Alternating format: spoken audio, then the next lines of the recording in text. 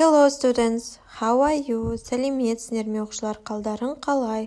Бүгін біз сіздермен 3-ші сыныпқа арналған People's Book кітабының 100-101 беттеріндегі тапсырмаларды орындайтын боламыз. Ал ендеше бастайық. Exercise number 17, listen, point and repeat, then match.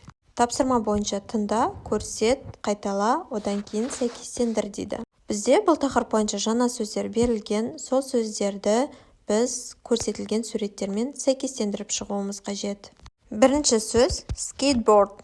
Бұл бізде skateboard. Бұл и суретінде көрсетілген. Екінші сөз бізде do karate. Do karate. Бұл бізде каратэмен айналысу. Бұл бізде си суретімен сәйкес келеді. Үшінші бізде jog. Jog дегеніміз жай жүгіру. Бұл бізде F суретінде көрсетілген. Төртінші бізде hop. Hop дегеніміз секіру. Секіру бізде D суретінде көрсетілген. Келесі бізде бесінші skip. Skip дегеніміз скакалкамен, яғни секіргішпен секіру. Бұл бізде G суретінде көрсетілген. Алтыншы бізде have a picnic. Пикник жасау. Бұл бізде A суретімен сәйкес келеді. Соңғы жетінші сөзіміз play the violin. Бұл бізде скрипкада ойнау B суретімен сәйкес келеді. Exercise number 18. Complete Көркем's poem. Then say which things is not Көркем's. Көркемнің өлеңін аяқта. Көркемнің өлеңін аяқтап болғаннан кейін қайсысы көркемдікі емес екендігін айт дейді. Бұл жерде өлеңдегі сөздердің орындары ауысып кеткен, соны дұрыстап жазуымыз қажет. Біріншісі I can surf. Мен серфинг жасай аламын. I can jog. Мен жай жүгіре аламын. And I can skip. Және секіргішпен секіре аламын, яғни скакалкамен секіре аламын. I can play the violin. Мен скрипкада ойнай аламын. I can do karate too. Мен каратэмен айналыса аламын. Мен көп нәрсені істей аламын. Сенші дейді. Бұл жерде скейтборд тебе алатындығы туралы айтылмаған, яғни скейтборд жоқ. Тапсырма бойынша көркемнің не істей алмайтындығы туралы айт деген.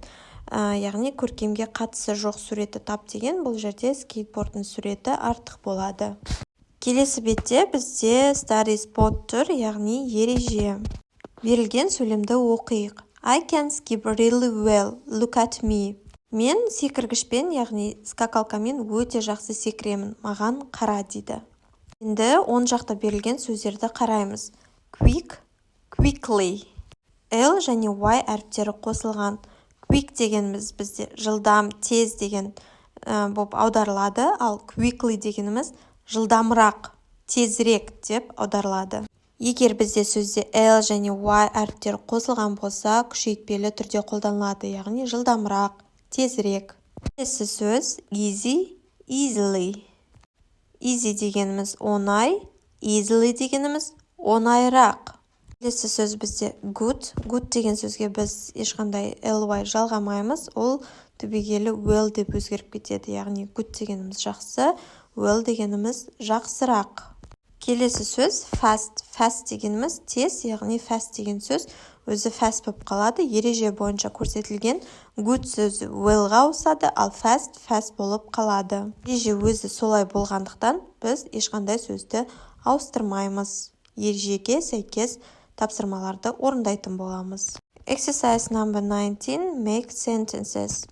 Сөздер берілген, сол сөздермен сөйлемдер құрастыр дейді.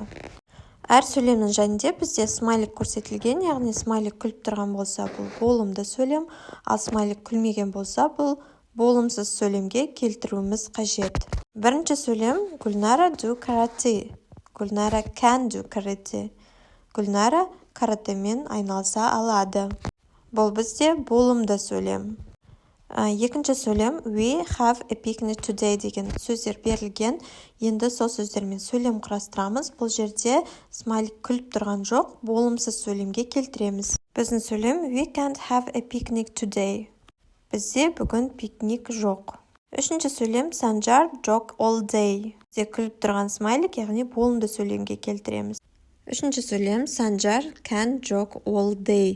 Бұл бізде болымды сөйлем, Санжар күні бойы жүгіре алады. Төртінші сөйлем Бақытжан surf at all.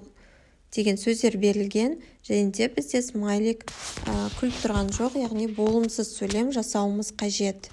Бақытжан can't surf at all. Бұл жерде бізде болымсыз сөйлем. Бақытжан жеткілікті серфинг жасай алмайды. 5-ші сөйлем аяулым sail with us деген сөздер берілген. Бұл жерде смайлик күліп тұр, яғни біз болымды сөйлем жасауымыз қажет. Аяулым can sail with us. Аяулым бізбен бірге қайықпен жүзе алады. Exercise number 20. What can Хан Сұлтан do? Look and say. Бізде сурет берілген, сол суретке қарап, біз Хан Сұлтан не істей алады? Соны қарап айтуымыз қажет. Бұл тапсырманы біз ережеге сәйкес орындауымыз қажет, яғни күшейтпелі түрде қолданылатын сөздерді пайдаланамыз. Бірінші сөйлемді оқиық. He can skateboard very carefully. Ол скейтбордты өте мұқият айдай алады дейді.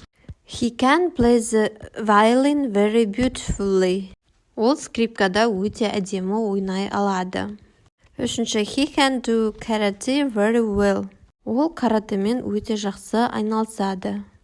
Төртінші, he can skip very quickly. Ол, яғни скакалкамен секіргіште тез секіреді. Соңғы 5-ші, he can ride a bike very fast. Ол велосипедті тез айдайды дейді. Fast дегеніміз өте жылдам. Exercise number 21. Let's play. Кел ойнайық. Қыз сұрақ қойып тұр. Can you hop? Сен секіре аласың ба? Yes, I can. Look at me. Я, мен секіре аламын. Маған қара дейді.